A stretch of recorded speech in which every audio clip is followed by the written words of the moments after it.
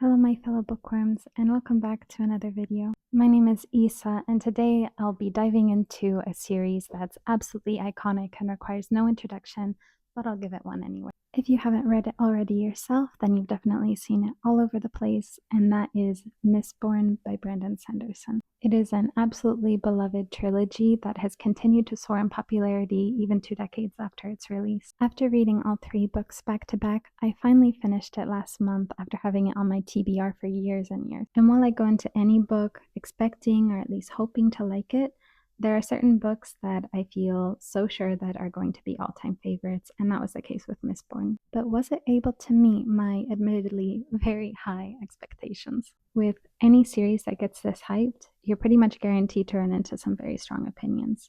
Some people think it's extremely overrated, and some people think that it's a modern fantasy masterpiece up there with the likes of Tolkien. So today I'm going to be giving you all of the things that I absolutely loved about Mistborn, as well as some things that didn't really work for me. Also, before we begin, I need to correct a tragic oversight that I made in last week's video, where I only featured one of my boys, and that is simply unacceptable. So please allow me to introduce you to my kitty, Professor. He's named as such because, as you can tell, he is an intellectual. He also answers to El Canica, Señor Botas, or simply Profe.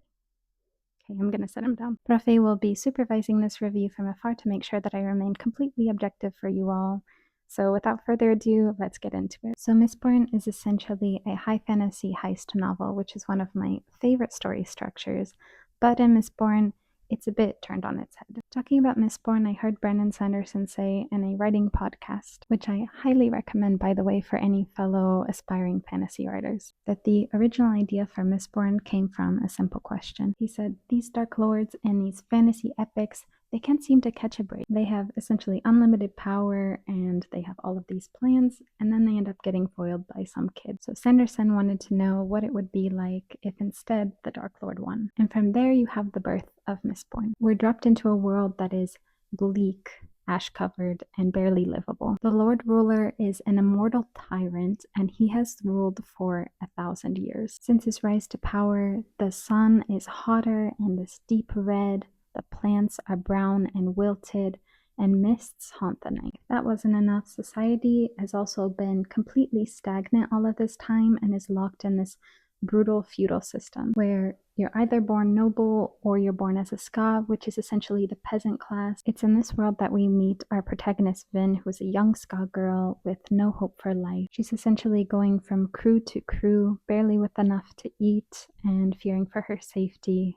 every night, every moment of the day. But everything changes when she comes across a gang of rebels led by the ever-charismatic Kelsier. Together, they take on a job that is so outrageous that pretty much only Kelsier thinks it's even possible in the first place. Despite thinking it impossible, we see that as the story unfolds, they aren't just motivated by money or even by revenge, but it's about hope. It's about daring to change a world that has been broken for far too long. Mistborn is filled with so much lore, lovable characters, and an incredible magic system that I'll get into a bit later because, trust me, it deserves its own section. Okay, let's talk about what I loved because there's a lot. First up, the magic system is unlike any other that I've read. In Mistborn, the magic revolves around metal.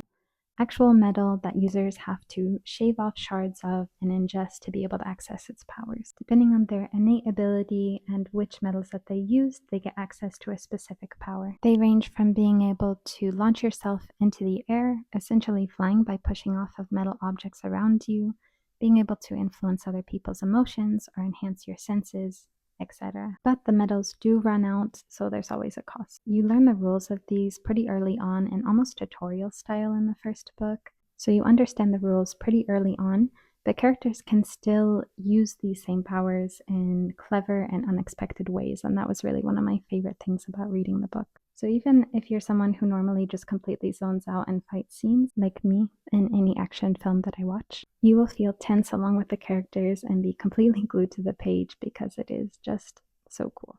Mistborn uses what's called a hard magic system. The powers have limits and there are consequences that matter. Personally, I love any kind of well-developed magic system in a book, whether it's softer or harder magic. But with harder magic, I feel so much more invested in the fighting scenes.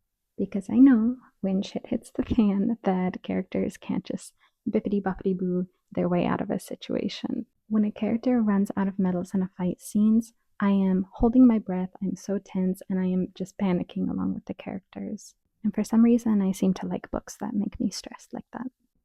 Like, you know, in horror movies, Paranormal Activity, where the demon is moving spoons around in Sarah's kitchen for like a full 90 minutes, and then suddenly, in the last half hour at the climax of the film, goes full WWE and is slamming Sarah wall to wall, and the whole house is on fire. I check out at that point. The power just feels too limitless at that point. I feel like anything could happen, and I know she's gonna survive anyway, and I just check out. Demon, I don't super understand why you were playing around with kitchen utensils when you could do all of that the whole time. With Mistborn, the magic has rules, and rather than being restricting as you might initially think, it actually makes every battle, every problem solving moment so much more satisfying. Paranormal Activity Demon, if you're watching, I mean, no offense, I guess everyone has to have hobbies. Now let's talk about the part that I love the most about the Mistborn trilogy, which is the very iconic Sanderson avalanche. So Brandon Sanderson actually wrote the entire Mistborn trilogy before the first book even came out, and you can really tell in the best way. Every piece of the world building, the setting, and things that you just think are background lore, everything is connected. As you're finishing the third book, it's like the ground just drops beneath you as you stumble through twist after twist, reveal after reveal, and it is so good. It was unquestionably one of the most satisfying payoffs I've ever read. The mysteries and lore. Aside from the actual twists at the end in the Sanderland, you also get explanations for absolutely everything. As I'm reading any given fantasy, I naturally have so many questions about the world, about the magic system, and different creatures that inhabit it. But usually I'm just left wondering. And in Mistborn, absolutely not. In Mistborn, you'll wonder, why are those religious leaders immortal? What's a Kandra? What's a Kolos? And eventually you will get every single answer, and also answers to the minutest of details that I can't say here because it will spoil that there's a mystery behind them, but just know that there is a lot. The pacing of these reveals is also perfect because it's given to you slowly, so even if you don't maybe notice a detail, then you're still given space to try to come up with your own theories before they're answered. And best of all, the mystery keeps expanding with each book. You get answers in the first book, these mysteries continue to expand, you get answers, so you're never really left on a cliffhanger. Finally, we of course have to talk about the characters. Mistborn has a diverse, lovable, and at times really hilarious cast. They're all dealing with life under an oppressive regime, and they all find their unique way to resist. For some, that's open and ruthless rebellion, and for some, it's finding joy and laughter in spite of everything. Some characters are fighting on the front line, and others are lifting the spirits of the people around them quietly and in the background. To me, the side characters were really fun and they felt real. They sometimes doubted themselves or others, they argued, but at the end of the day, they supported each other. And the dynamics between them were really the emotional backbone of the story for me, especially seeing how some of the side characters grow and new side characters which are introduced, which I won't even mention here, but it's very good. So yeah, as you might have been expecting, there is a lot to love here, but not everything worked for me, so let's get into that. What I didn't love. Okay, so as you can tell, I did really enjoy Mistborn overall, but there were a few things that really didn't work for me, and I haven't seen a lot of them mentioned elsewhere, so let's talk about them. Let's start with one that's a little complicated, because yes, while I included characters on the list of things that I loved from the story, I didn't love Vin as the protagonist. Some of these side characters really stole my heart, but with Finn, while she had an interesting and complex backstory, she often felt a little flat to me. One of her main arcs was supposed to be learning how to trust after having a life completely full of abandonment and abuse. And that would be really compelling to read about, but in the story, this mistrust seems to disappear after like one conversation, at least in terms of how she behaved. I feel like it would have been a lot more realistic to see her actually struggle with this and fall and fail sometimes. Honestly, I really would have liked to see more flaws or more contradictions and complexities in her character. I feel like I never really saw her work through things, and that things came to her really easy, both on a physical level in terms of her powers, but also emotionally. Her other big struggle was centered around her identity and especially her femininity, which, again, it sounds really interesting, but it just wasn't developed very deeply. It felt like it was really centered on how she dressed. Like she wanted to be able to, be this badass warrior and still wear a dress and still like dancing. And that could be interesting at first, but throughout all of the book, she's still trying to figure that out. And we didn't really get much deeper questions about her identity beyond that. So the way it was handled felt a little surface level to me, at least. Like at times, I kind of felt like Vin's whole character could be summed up in a single sentence, whereas someone like Kelsier or even some of the background characters felt a bit more layered. Kelsier was this endlessly charismatic leader, even at the very worst of times, but he was also arrogant and sometimes really ruthless in what it took to meet his goals. He often contradicted himself, and that really made him feel real because people, and especially people in trauma or living in a world like in Mistborn, are full of little idiosyncrasies and contradictions. They behave very differently depending on the situation, depending on the emotions that they're going through. That said, I still really did enjoy reading Vin's story. I just found myself a lot more emotionally connected to some of the side characters like Tensoon or Sazed, who felt a lot more emotionally nuanced and changed a lot through the story. The romance. Unfortunately, the romance did not land for me at all. I felt like they barely spoke, and then they were in love, and then nothing happened. Most romance in fantasy books, and I guess romance in romance books, build up gradually over time and you feel their bond growing. But in Mistborn, they fell for each other super fast, and then their dynamic remains pretty static or even goes apart in the next two books. Honestly, I didn't even feel like a friendship in between these two characters, let alone a romance. I think that they needed more time with each other on page, more interesting dialogue so that we could really feel why they cared so much for each other. Or better yet, I really don't think that this book needed a romance, so it could have just been completely removed and maybe develop some sort of small friendship between them.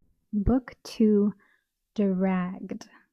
I'm sure you might have heard of the phrase second book syndrome, where the second book in a trilogy often feels a bit slower because it's trying to build up to an epic battle in the third book. And Mistborn is definitely a classic textbook case of this. The pacing was really rough for me in book 2. I pushed through because I knew about the Sanderson avalanche and I thought that I would really like book 3. And it definitely was worth it, but I found myself often wishing that we could just get on with it. Most of it is just preparing for a battle, and we get endless talk about politics and strategy, but they're not so deep either, and I wasn't really interested. I am really glad that I pushed through though, because book 3 picks up tenfold from the beginning. You're constantly introduced with these different mysteries that I mentioned before, and you get a lot of payoff. Repetition in books 2 and 3. Speaking of book 2, but I think it also happened quite a bit in book 3, we are reminded again and again how the magic system works and very basic things about the world building. I mean, if by the third book, and with having access to the Allomancy guide in all of the books, you're still confused about what pewter and steel do, I honestly don't know what to tell you. The YA tone and the chosen one energy. So this really depends on your personal preferences, but I think it's important to know going in that while Mistborn isn't categorized as YA, to me at least it really felt like one. Especially in terms of Vin's arc, in that she's the chosen one and everything comes very easy for her. There is a reason for it later on, but still the way that she picks up new skills immediately and never really fails and defeats enemies that she shouldn't really be able to yet, it feels a bit easy. It feels a lot more human to me to see the characters struggle a bit, either emotionally or physically, and to be able to grow through the failures that they inevitably face. The Deus Ex Machina. So as I mentioned earlier, the magic system is definitely one of my favorite parts of the trilogy, and I definitely stand by that. But there was one exception. For a series built around a hard magic system where there's limits and structure, and clever problem solving is key, there is a moment in one of the books where all of that is kind of thrown out of the window, where the magic system almost feels soft and it feels very Deus Ex Machina. It doesn't ruin the story by any means, and it only happens once if I remember, and again it is explained later, but at that moment, it just felt very frustratingly easy for me. It kind of felt a little bit like cheating in that moment. I mean, again, it's something that almost every other fantasy does so much more that I read. It's just, it would have been that much more perfect if it was removed. Tiny nitpick, the Mistcloak. Okay, I'm not so serious about this one, honestly, but I haven't heard it mentioned before, and I couldn't stop complaining to my fiance when I was looking at the fan art. So I always imagined the Mistcloak as this dramatic, hooded cloak with long ribbon-like stripes of gray fabric, something kind of raven-like and flowing that you could actually hide in. Especially because Vin is often described as really sinking into it, pulling it around her body to hide. But then you look at the cover of the book and also a lot of the fan art, and it's sort of these sparse hanging stripes. I'm sorry, but I don't really know how that is concealing anyone's identity or how Vin was really, hiding in it for comfort when it's basically a spaghetti cape. Okay, rant over, I promise. So, despite any of the drawbacks, Mistborn was definitely an incredible reading experience. And also, the negatives that I mentioned, there were more so things that are really common in other fantasy books, so it's not something particularly bad that Mistborn did. It's just something that, if those were tweaked a little bit, then Mistborn could have really been my all time favorite book, maybe surpassing the Poppy War trilogy for me. I think it's a little bit too fresh of a read for me to really know where I rank it, but it is still definitely one of my all-time favorite books I've ever read. So do I recommend Mistborn to you? Absolutely, but with a few caveats. If you love high fantasy with a strong magic system, layered world building, and that satisfying sense of mystery that slowly unfolds as you read, Mistborn is definitely for you. That said, if you don't like the typical chosen one books, or if romance is really important to you, then this might not be the best book. I had an amazing time reading this trilogy, and I completely understand why it's considered a modern classic in the genre. And I'm really excited to read more of Brandon Sanderson because this is my first book by him, and my fiance is convinced that I will love Stormlight Archives even more than Mistborn. Have you read Mistborn, or are you planning to? I would really love to hear from you in the comments. In last week's video, I responded to every single one of you, and I plan to do so for as long as it's feasible because, let's be honest, we're here because we like talking about books and we want to build a community. And just a quick note for people who have already read the series or one of the books and want to discuss spoilers, please in your comment write something in all caps like spoilers for book 1 below or spoilers for the whole series below with a bunch of line breaks so that people actually have to expand on your comment to see it. We're all readers here, and some of us are a little bit too good at reading out of our peripheral vision. I really want to discuss with you, but I was actually spoiled a little bit for Mistborn because I was too eager in looking at the fan art, and I don't want that to happen here. So if spoilery comments don't follow that format, then unfortunately Professor has told me that I'm going to have to delete them. And I really don't want to do that. I want to hear from you, so please be mindful of each other. If you enjoyed this video, please give it a like or consider subscribing. It really helps me out, and it's a nice way to say thank you in case you enjoyed this time hanging out together. I'll be back next week with one of my all-time favorite booktube tags, which is the mid-year freakout tag, where I'll talk about some of the best and the worst books that I've read so far in 2025. I would love to see you there, and until then, I'm wishing you a lovely day or evening wherever you are. Thank you so much, and see you next time.